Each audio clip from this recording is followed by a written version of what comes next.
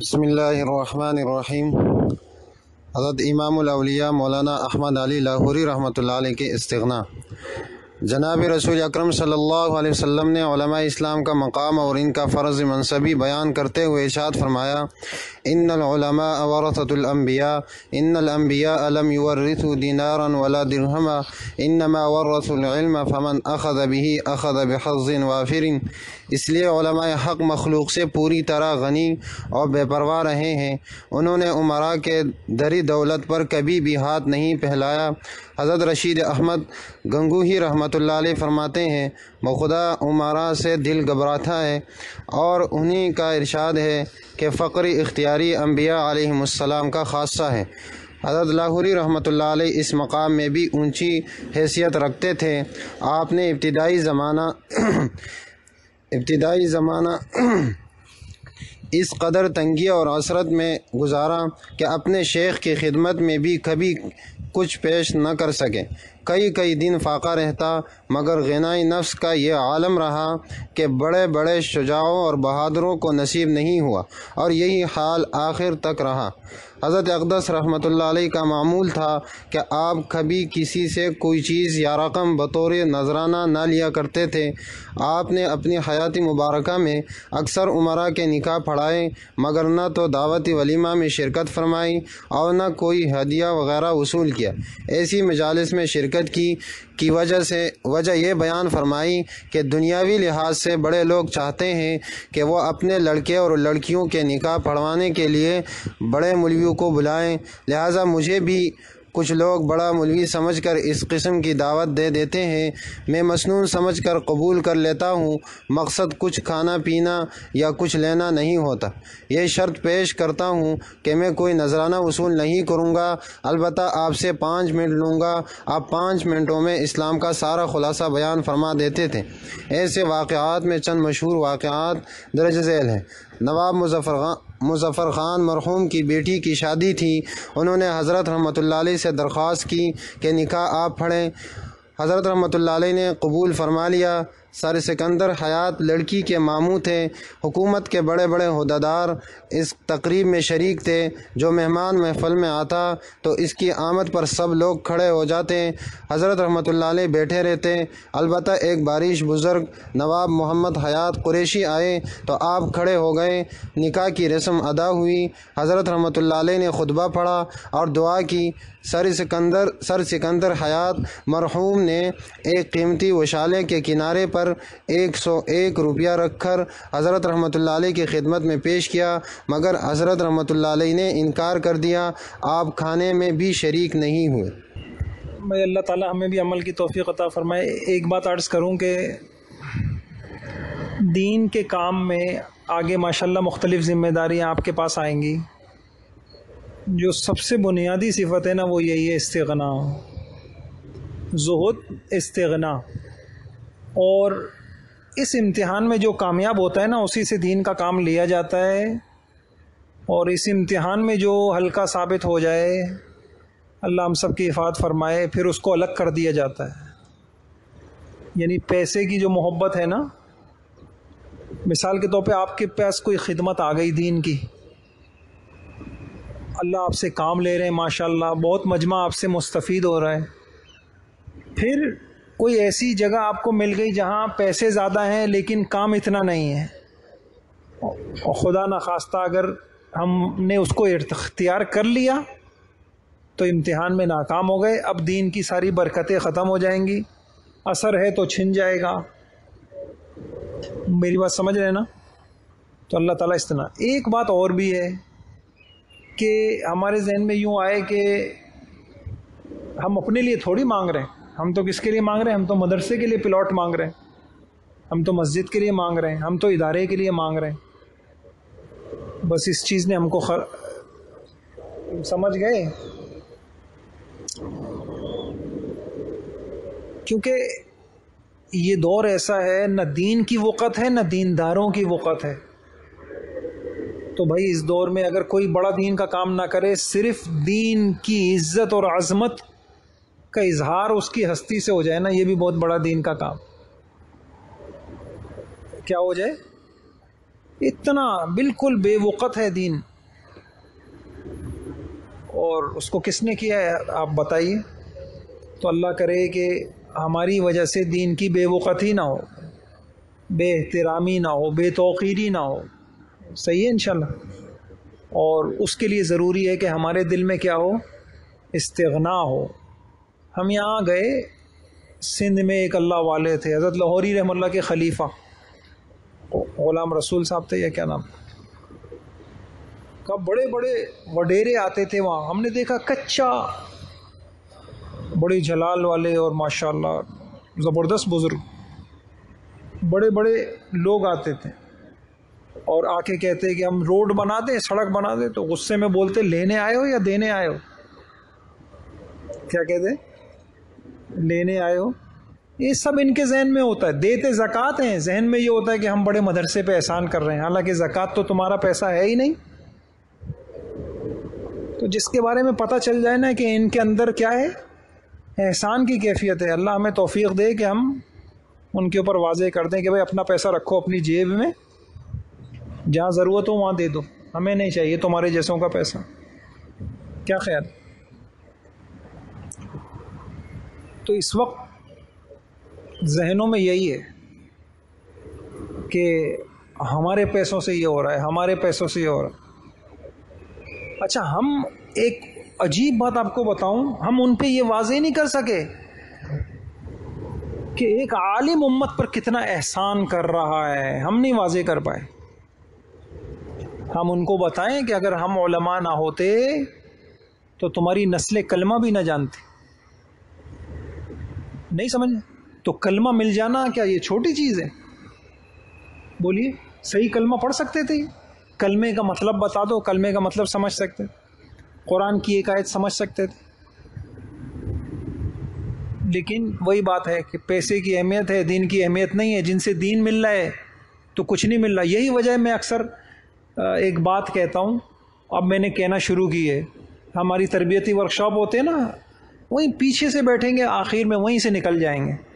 میں ان سے کہتا ہوں کہ اگر آپ کو کوئی 1.5 گھنٹے کی کوئی دعوت کر دے، اس میں آپ کو فانی دنیا کی چند چیزیں کھلا دے، تو آپ بے مروتی سمجھتے ہیں کہ پیچھے سے پیچھے چلے جائیں. ہر ایک میزبان سے ملتا ہے، ماشاءاللہ کھانا بہت اچھا تھا، چائے بہت اچھی تھی، آپ نے بہت تکلف کر لیا. اور ایک آدمی تم کو آسمانی غذائیں اور روحانی غذائیں کھلا رہا ہے. اتنی توفیق بھی نہیں ہوتی کہ سلام کرو اور بیان کرو کہ بھائی الحمدللہ آپ کی بات سے بڑا فائدہ ہوا. نہیں سمجھ رہے؟ یہ حال ہے دین بے وقتی کا، دین بیزاری کا، دین کی ضرورت نہ سمجھنے کا. تو یہ بھی ان کو سمجھانا پڑے گا بھائی. یعنی علماء سے کم لے رہے ہیں کیا؟ اب میں نے آپ کو کہا نا کہ اب ذہن میں یہ آتا ہے کہ یہ مدرسے کیا دے رہے ہیں قوم کو، یہ ذہن میں سوال آتا ہے. ابھی آیا نا ایک بچہ، میں نے آپ کو بتایا یونیورسٹی کا آیا، اس کو سوال یہ ملا تھا کہ اس مدرسوں کا ملک کو کیا فائدہ ہو رہا ہے. تو ان کے ذہن میں یہ ہے کہ یہ بوجھ ہے. صحیح بات ہے، اگر آپ کے نزدیک آخرت کچھ بھی نہیں ہے، ورنہ آخرت کا ذرہ بھی دنیا سے ساری دنیا سے، یعنی حضور نے فرمایا تکبیر اولا دنیا مافیا سے بہتر ہے. اب تکبیر اولا کا علم آپ کو کون دے رہا ہے؟ حدیث تکبیر اولا کا کسی سائنس کی کتاب میں علم ہے؟ بولیے کون دے رہا ہے؟ علماء دے رہے ہیں. تو اللہ تعالیٰ ہمیں بھی توفیق عطا فرمائے. بھائی کچھ ہمارے اندر بھی تبدیلی ہونی چاہیے، کچھ دوسروں میں تبدیلی ہونی چاہیے. ہماری تبدیلی کیا ہے؟ اللہ ہمارے دل میں سے مال کی محبت، جاہ کی محبت نکال دے. بس ایک ہی غم ہو کہ بھائی دین کا فائدہ ہو جائے. دین کے فائدے کے لیے کسی سے ملنا ہو تو ملیں گے، کسی کے پاس جانا ہو تو جائیں گے. صحیح ہے.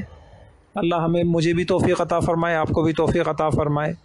بس ایک کام کر لیں، ہم دین کو ذلیل نہ کریں. نہیں آ رہا سمجھ؟ دین کی بے وقتی نہ ہو. مجھے تو اتنا، میں تو ڈانٹ دیتا ہوں. کوئی خاتون ہو گھر پہ آ کے قرآن پڑھا لیں، میں نے کہا شرم نہیں، آپ کیسی باتیں کر رہے ہیں؟ خاتون آپ ڈاکٹر بنا دیتے ہیں گھر پر قرآن کے لیے. یہ چیز رہے اچھے. اور بعض جب دیندار ہو کے ایسی بات کرتے ہیں تو بس غصہ آ جاتا ہے. ایک تبلیغی ساری دنیا میں تبلیغ کر رہے ہیں، مجھے کہہ رہے ہیں کہ یار وہ بچی کا اسکول کچھ اس ٹائم ہے، اگر ایسا ہو جائے کہ ہفتے میں ایک دن آ جائے. میں نے کہا ہفتے میں ایک دن دنیا پڑھا لو نا آپ. یار آپ ایسی باتیں کر رہے ہو یار، آپ کو تو شرم آنی چاہیے یار. میری بات سمجھ رہے ہیں؟ اللہ آسمانی وہی جو حضور کا علم ہے وہ اتنا سستا ہو گیا. آپ کہہ رہے ہو کہ یار اور تو اس کے پاس ٹائم نہیں ہے، اسکول بھی جانا ہوتا ہے، ٹیوشن بھی جانا ہوتا ہے، فلاں بھی جانا ہوتا ہے. تو آپ کا مکتب ہے نا، تو اس میں ہفتے میں ایک وقت آ جائے. ہفتے میں کتنے دن آ جائے؟ ایک دن آ جائے. قرآن کتنی دیر پڑھوا رہے ہیں؟ تو کس نے ذلیل کیا؟ کیوں جا کے پڑھایا قرآن کو؟ جیسے کوئی چیز سپلائی کر رہے ہیں، کیوں جا کے پڑھایا گھر گھر جا کے قرآن؟ نہیں سمجھ رہے؟ اگر سب منع کر دیں نہیں پڑھائیں گے قرآن. آؤ طریقے سے، جیسے تم ضابطے کے ساتھ اپنی دنیا کی تعلیم حاصل کرتے ہو، ایسے ضابطے کے ساتھ تم اللہ کا کلام حاصل کرو. تو کچھ ہمیں اپنی زندگی میں بھی کیا کرنا چاہیے. اور پھر جب سے یہ کرونا کے بعد سے آن لائن شروع ہو گیا تو یہ کاروبار بن گیا.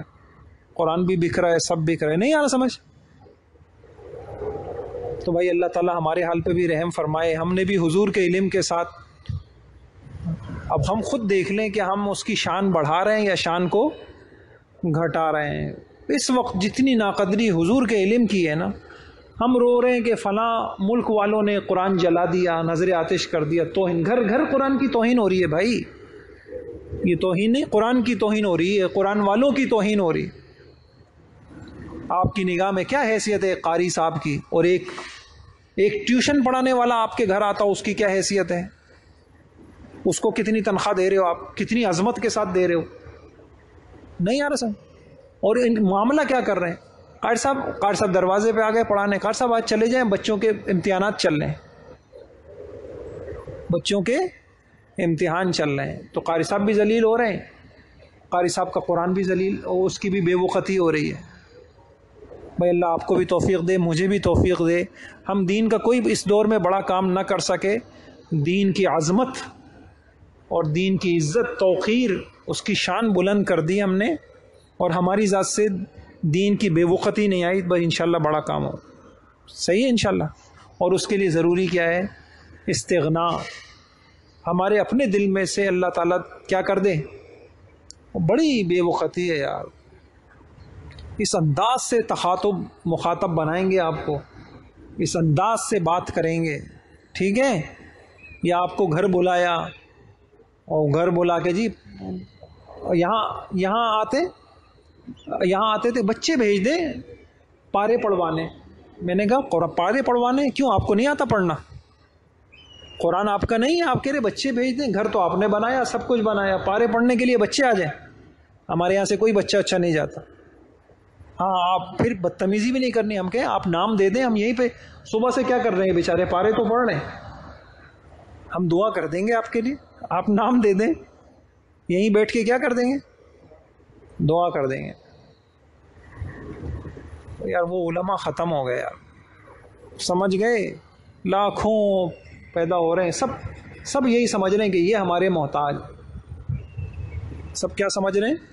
یہ ہمارے محتاج ہیں، یہ ہماری وجہ سے چل رہے ہیں. تو خود دیکھ لیجئے آپ کہ ہم نے اپنے حضور کے علم کی ہم نے شان کو بڑھایا یا گھٹایا ہے. اللہ مجھے بھی توفیق عطا فرما دیں.